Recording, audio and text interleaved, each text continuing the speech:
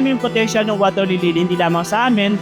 Ito kasi ang napagbigay sa amin ng hanap buhay. Yung water lily na nagbibigay ng trabaho sa amin, ang nakatulong para makapagtapos ng pag-aaral yung aming mga kapatid.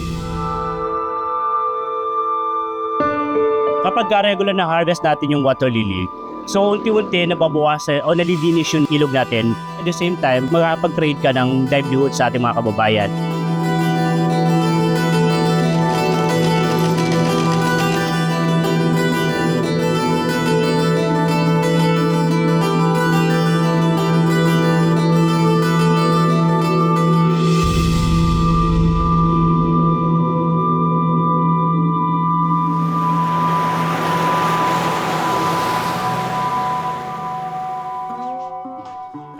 Nagsimula ang aking business 2008 at nagsimula ako sa San Diario, kaya yung rolyo likha ay nagmula sa papel na nirorolyo na ginagawa namin mga basket, mga bags.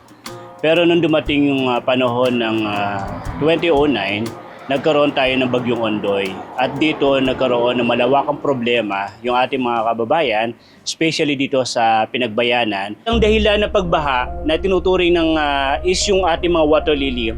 Millions of water lily yung bumara sa lahat ng mga daluyan at ganoon din sa mga nasa pangpang ng Laguna de Bay na kung saan yung mga farmers natin na fisher folk ay nawalan ng trabaho because of the water lily.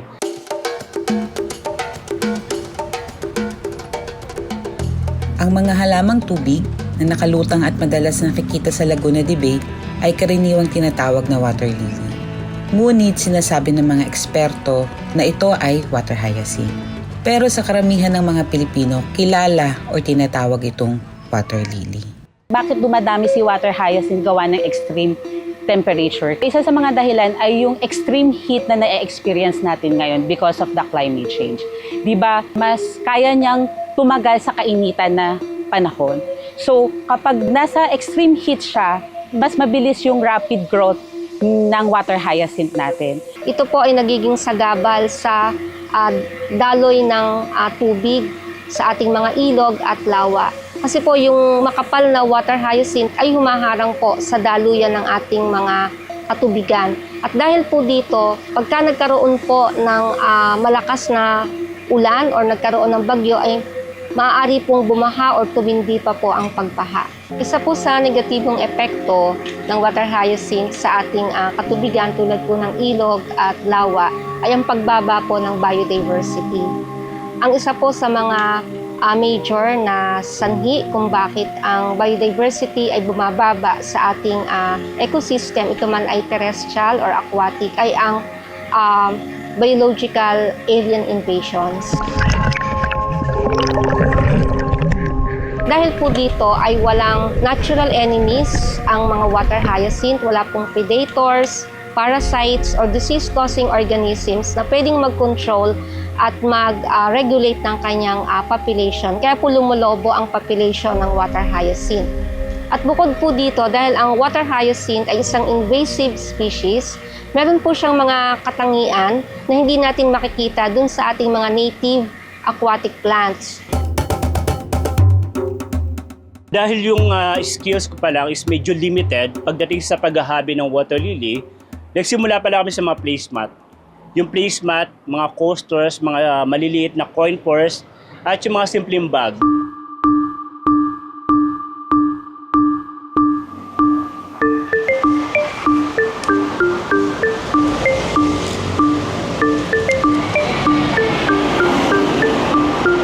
Hindi lamang pala, pagiging sa negosyante is para kumita ka ng pera para sa'yo, para sa mga family, but also for your community. So habang involved yung komunidad, lumalaki yung potential ng market. So kailangan mo naman power. Kailangan mo mga tao nasa paligid natin. Mula sa nag-harvest ng water lily, hanggang sa nagpapatuyo ng water lily, hanggang sa gumagawa ng mga produkto ng water lily.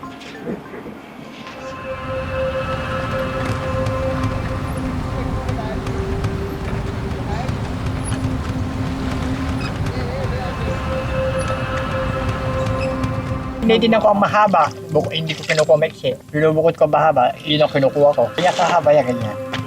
Pag maiksi kaya, hindi kinukuha. Pinipili, binubukod. Nag-uumpisa ng alas 7 aahon ng alas 10. Tapos, pagkaahon, naliligo, magtatali ng nilib, bitsi-bitsi ko piraso, itataliin mo bawat isang piraso, bitsi ko, tatalian mo. Ibibilad mo sa init, sa pantalan, para matuyo. Laking tulong din ng water lily. Sa akin, gano'n ng misa, nakakatulong sa akin. Pag naghahangin, hindi makalabas sa pangisda. Ito, manguha ka ng water lily, sigurado may kita ka. May pakinabang ka.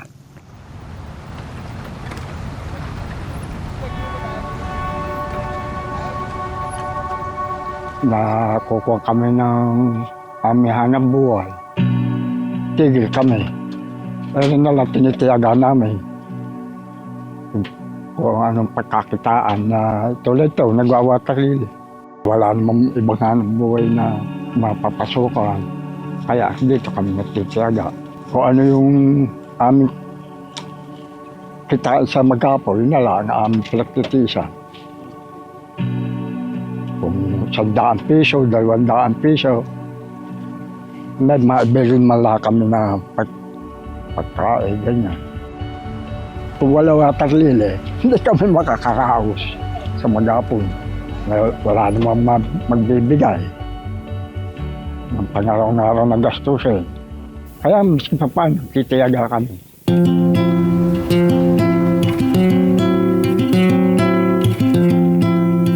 Ang proseso nito, pagka-harvest po ng water lily, ito ay hinuhugasan namin bago namin ibilad. Ngayon, sa panahon ngayon, tag-ulan ngayon, matagal magpatayo.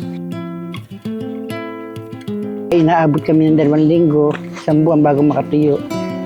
Doon kami nahihirapan pagkatagulan. Pagka namang magandang init, ay doon kami gumaganda aming mga kita, mabilis aming paggagawa. Ang 100 ay 25 pesos. Kaya ang 1,000 ay 250. Ang 1,000. Yan ang total pag natuyo lahat. Kaya minsan naghahati kami. Ginagawa nila, sila sariwa, ako magtutuyo. Kaya naghahati kami. Ay, minsan ako din nangunguhan din eh. Kasi yan ang inumpisahan ko nung panahong araw, ang handicraft ko ay sa Maynila, mga nylon na aking trabaho ay nawalan kami ng gawa kasi 25 years ako trabaho doon eh. Nang mawala yun, itong pumasok sa isip ko ang mag-aaral dito. Tatatanda ko nung milyong ng water lily ko sa bahay, inabot ako ng baha 2,000 na naandun lahat ang lily ko. Pinasok kami ng tubig nung bagyong doon. Pero hindi naging sagabal, tuloy pa rin namin ang pagwawater lily. Kaya dito, malaki ang pasasalamat ko.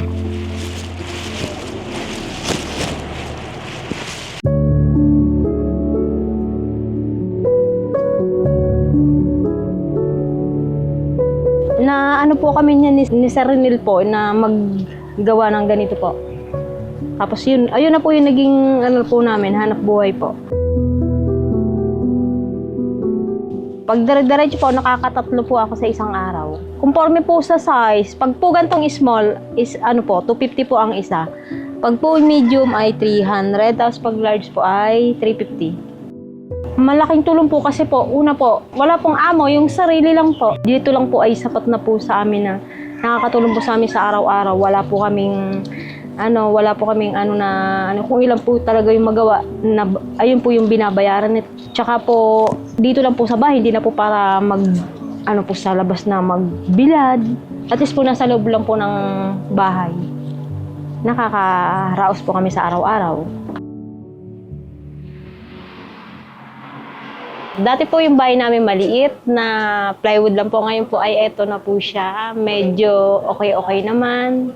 Kahit po hindi po masyadong tapos. At least po may nadagdag. Tapos nakapagpatapos na rin po ako ng anak.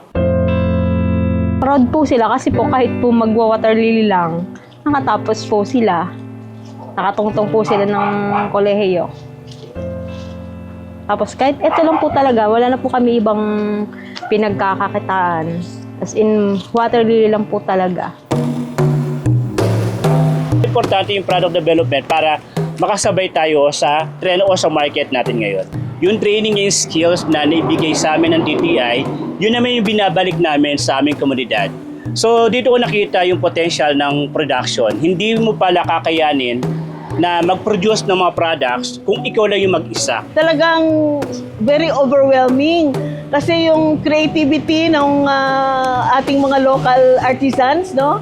Mas nabigyan natin ng impetus, no? Nabigyan natin sila ng support. We started assisting the water hyacinth, no, or itong water lily industry way back in 2008. Kasi at that time, there was a global economic crisis, financial crisis. So nang nagtatanong-tanong ako, no, nag-consult ako sa aking mga provincial directors kung ano yung magandang project para ma-address natin yung labor displacement, particularly dito sa Laguna. So yung napili ko among the proposals, no, na ilatag sa akin ay tingnan itong water hyacinth industry. Because of the Department of Trade and Industry and other government agency, unti-unti nakilala yung ating water lily at acceptable na rin sa ating mga kababayan even in local and international market.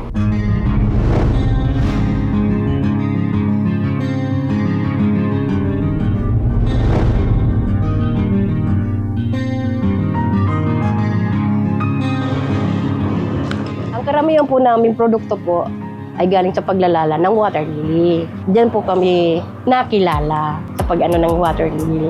At diyan na po kami nakabuo ng isang samahan na bandingan po kami lahat. At masaya po kami sa aming ginagawa. Matibay po talaga ang water lily, tsaka maganda. At ano naman, tsaka sikat po siya eh. Madali lang siyang mabintang. Tsaka gawa ni Sir Rinel. Siya po ang nagtuturo sa amin dito. Mga weavers natin, hindi lamang kami, but also yung ating mga nanay, mga out of school youth, yung ating mga senior na nasa bahay lang, kumikita, at the same time, ay natututo sila sa paggawa ng mga produkto. Gayon din yung ating mga PWD, at yung mga estudyante na nag-aaral na gustong kumita at the same time, is makatulong sa kanilang mga magulang para hindi na sila yung gagastos para sa kanilang pag-aaral. Pumasok po dito ang kuya ko eh. Saka po yung malis po siya o nawalan po ang trabaho, pinasok niya po ako dito. Nagagawa ko naman po lahat. Makapag-trabaho po ang maayos. Hindi po adlang sa akin. Kahit may kapansanan po ako. Una po kong ginawa, pagkakayas po. Saka po sumunod, bag, pamaypay, mga handle po. Saka po, rapia, crazy cat, lahat po. Natutunan ko po dito. Madami naman po natutunan, pati po hindi na po nakapag-aral dahil may anak na po ako.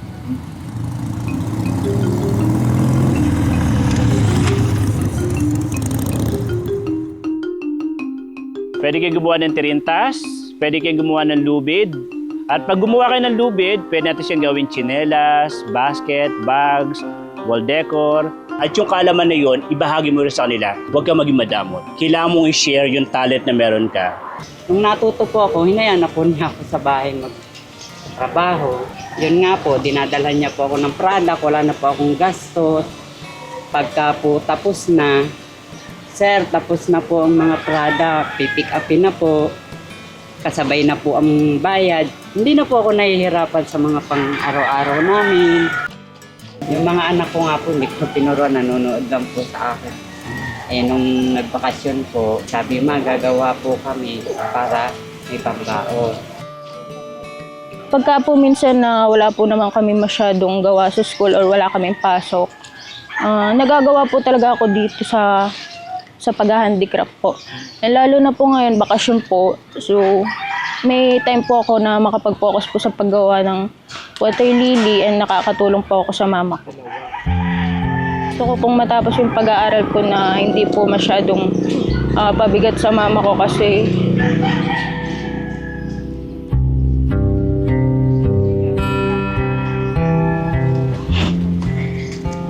kasi alam ko pong mahirap po mag-isa sa buhay na wala ka pong katuwang.